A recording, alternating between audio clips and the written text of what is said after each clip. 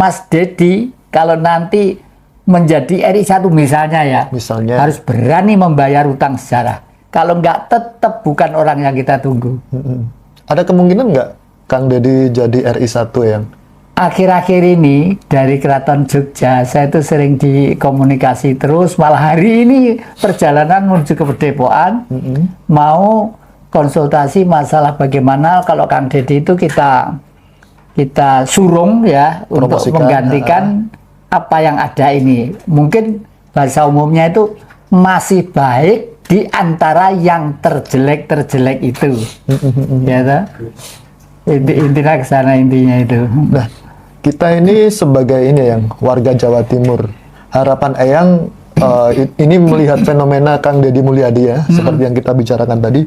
Harapan Eyang sebagai warga Jawa Timur, apa nih yang harus dilakukan pemerintahan atau gubernur Jawa Timur ini?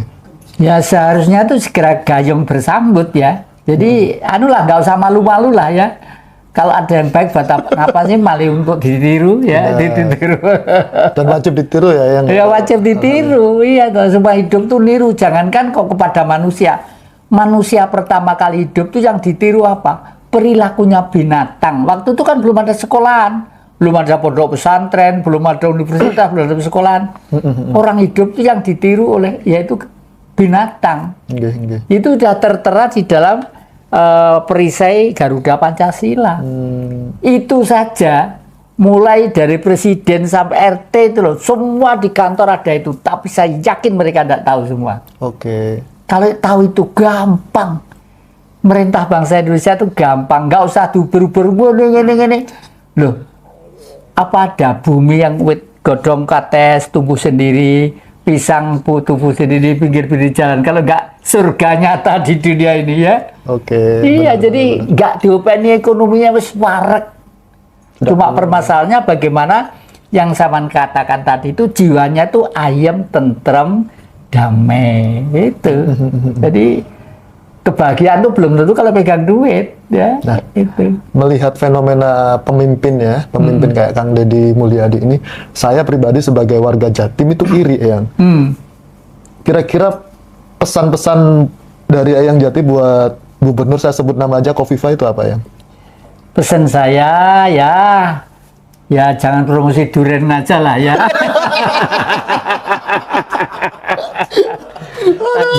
Tadi ada ibu-ibu yang marah. Ini saya dirukun ibu-ibu di Vina ya. Mbak Bu Kofifa, saya itu warga Jawa Timur asli. Jangan dipameri tanda, katanya setiap 2 hari sekali dapat tanda penghargaan nasional dan internasional. Kita nggak butuh makan tanda penghargaan gitu lah ya. Terus itu artinya kan rakyat kecil sudah seperti itu. Itulah Jawa Timur hebatnya. Jawa Timur tuh nggak ada yang dur, nggak ada yang beda. Kenapa kok hari ini saya berpakaian seperti ini? Karena umur saya sudah 80 ya. Saya ingat pada waktu 2008 diangkat sebagai Prabaraja Jagat Jawa, sebagai Raja Jawa yang memimpin, mengkoordinir raja-raja seluruh Indonesia. Oleh karena itu akhir-akhir ini saya komunikasi terus dengan kerajaan-kerajaan, dan hari ini dari dalam Ngayuk Jogarta, Dr. Sriono, dosen Gama juga sedang berjalan dengan Dr. Edi dan Insinyur Edi dan Dr. Sofyan. Rencana saya apa? Rencana saya ini Republik Pancasila, Republik Indonesia yang dipimpin Mas Prabowo, saya panggil Mas saja. Dulu saya sering gini, ini Republik Pancasila. Ini yang ngarang Mbak Astrid itu. Re itu kembali, publik itu rakyat. Kembali ke rakyat. Nanti siapa yang merdeka? Harus rakyat. Tugas pimpinan nasional itu adalah hanya mengkoordinir ya. Jadi makanya cita-cita saya kembali ke kerajaan itu mutlak sekali. Baru nanti kalau sudah kembali ke kerajaan itu nanti rakyat itu ayem, tentrem. Coba negara-negara yang kuat, Belanda, Jepang, Inggris, ya. Belanda semua kerajaan semua. Kita balik lagi ke gubernur. Gubernur. Untuk Eyang pribadi, sejauh ini Kofifa itu sudah mewakili masyarakat Jawa Timur apa belum ya? Karena kemarin ada kasus ya, kayak di apa namanya PT Shell itu penahanan ijazah dan nyatanya sampai sekarang kan belum ada tindakan.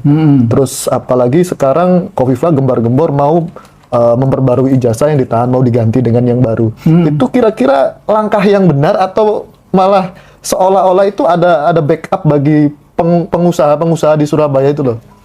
Kalau sebagai gubernur, jelas iya sebagai gubernur. Adapun sebagai gubernur, kelihatannya tidak melaksanakan visi dan misi sebagaimana dulu niat berangkat dan janji-janjinya. Kelihatannya di sana, kelihatannya ya. Untuk itu saya sebagai masyarakat Jawa Timur, dan kemarin beberapa hari yang lalu itu sudah saya didatangi depokan saya, kerombongannya Pak di Bupati Malang tuh siapa namanya Pak Bupati Malang tuh? Pak Sanusi ya. Itu Mbak Jati punya rencana apa, Mas? Jawa Timur itu pegang peranan tentang Indonesia. Dan kita kembali ke awal, Singosari dulu menghasilkan negara yang namanya Majapahit. Dan Majapahit kuat karena otak dan rasionya sudah digembleng sedemikian rupa dengan visi dan misi yang jelas, yaitu di penataran. Oleh karena itu segitiga bermudanya adalah Singosari, Trowulan, Blitar. Itu adalah segitiga bermuda yang harus kita terus pererat. Penataran itu kan ditatar, digembleng, di penataran ya, penataran gitulah. Kembali ke masalah manusia di negeri ini dan penguasa di negeri ini. Kalau melanggar sumpah jabatan atau menipu jabatan gitu aja, menipu ijazah misalnya ya, itu menurut saya yang lebih jahat dari itu ada apa? Semua melanggar hukum Tuhan. Makanya di negeri ini kegagalannya di mana? Mereka melaksanakan sila pertama itu sudah gagal semua. Gagal semua. Iya, karena oleh karena itu 2019 saya membuat buku 99% manusia di dunia gagal paham tentang Tuhan. Oh. Iya. Makanya ngawur-ngawur ya? Iya, ngawur-ngawur. Misalnya ya, korupsi uang 10.000. Oh, 10.000 beli cuimi kok enak. Padahal uang itu uang kas negara. Terus besok lagi ada 100.000 beli sate, karo gulai. Loh kok enak? Itu ya. Ya itu ya. Terus apa?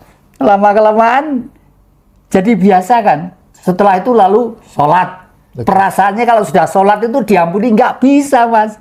Nggak bisa. Ini kita bicara tentang apa namanya keadilan ya. Nah. Sekarang kan kita lihat banyak gerakan membela tanah rakyat kecil dan warisan budaya yang kenapa justru tidak dilindungi undang-undang? Ya karena yaitu tadi saya katakan sejak tahun masuk ke tahun 65 itu kita itu sudah bukan bangsa Indonesia lagi ya. Otak kita itu sudah dibuat sedemikian rupa, termasuk kurikulum pendidikan dirubah, lalu maaf ini ya, fanatisme agama itu didorong ke depan untuk supaya menonjol. Jadi mereka berlindung dalam agama dalam tanda petik. Kekeliruannya di situ. Lebih cenderung ke golongan gitu. Ke golongan ya toh, kalau orang mati demi kepentingan agama belum masuk surga. Kalau mati demi kepentingan keluarga belum masuk surga. Tapi kalau sudah berani mati di tiang salib, Tuhan Yesus maaf pinjam budaya orang Nasrani ya, disalib, dipaku. Apa yang dikatakan? Ya Bapakku, ampunilah mereka, sebab mereka sebenarnya tidak tahu apa-apa. Itu kan mulia banget. Itu berarti bahwa tubuh ini sanggup untuk musnah karena demi kepentingan bangsa, itu baru surga. Yang patut dicontoh seperti itu. Nah, iya. Berarti pemimpin tertinggi di Jawa Timur ini belum mewakili kita semua. Waduh, jauh Mas, jauh, belum. Oleh karena itu, ini saya pernah berkali-kali dipancingi sama kawan-kawan itu apa ini nanti ada Satrio Piningit, banyak Satrio Piningit ribuan. Tapi yang ditunggu siapa? Satrio Pinilih. Kalau Satrio Pinilih hanya satu Mas. Nggak mungkin, Piningit banyak. Orang nasionalis banyak, wes.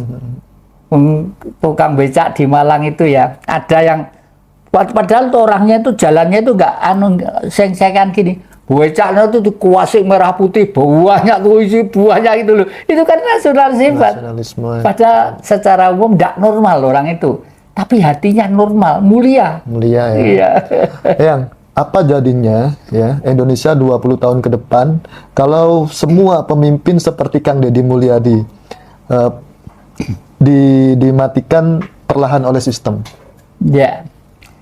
Ya, dengan viral menggeliatnya si Gibran anak kemarin sore yang dikondisikan sedemikian rupa secara paksa. Itu secara paksa? Oh, saya pakai istilah secara paksa. Bagaimana tidak? Wong sebelum satu secara politik tidak memenuhi syarat. Kedua kali secara umur tidak memenuhi syarat. Tapi bapaknya pinter. Orang-orang KPU sama orang-orang ini diganti dulu kan. Diganti orangnya. Ya ada yang saudaranya, ada yang ini, ada yang ini. Baru diangkat lah. Targetnya kan dia itu untuk menjadi RI 1. Saman bayang nih, sama narek nom ya. Nek Republik Indonesia Sabang Merauke Roti Morotai ya, dipimpin anak kemarin sore yang tidak pengalaman politik, apa jadinya? Ini yang ditunggu Barat. Itu bukan apa namanya isu belaka ya, memang itu by design ya. Oh iya, by design itu, by design. Dan saya yakin bukan otaknya Jokowi.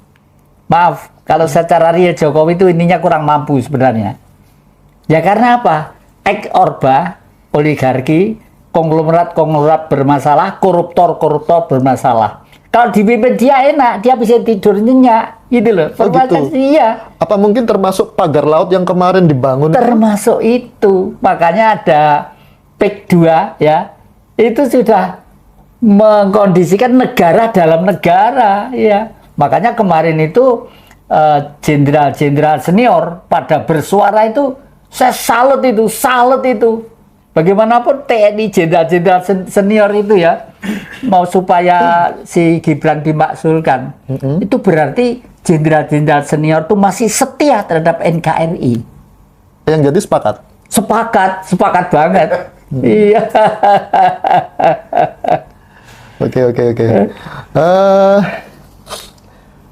Apakah kita sebagai bangsa terlalu sibuk jadi modern sampai lupa cara menjadi manusia Indonesia yang sejati ya? Ya, jadi manusia yang sejati itu sebenarnya gampang Mas ya, gampang ya. Karena saya itu pernah melacak dengan Mbak Astrid ke Gunung Kelut, ke Blitar ya. Di Indonesia itu ada yang istimewa. Empu Barada dari rambut Wonte Mlingi, abad 78 bisa terbang tanpa mesin, tanpa baling-baling. Itu real? Itu real. Kalau itu masih pitutur dari orang tua ke orang tua, peninggalannya masih ada ya. Peninggalannya itu di rambut Wonte Mlingi itu ada ponasam, itu yang kecentet. Karena dikutuk. Mau terbang jubahnya robek. Wah, kurang ajar pohon beringin.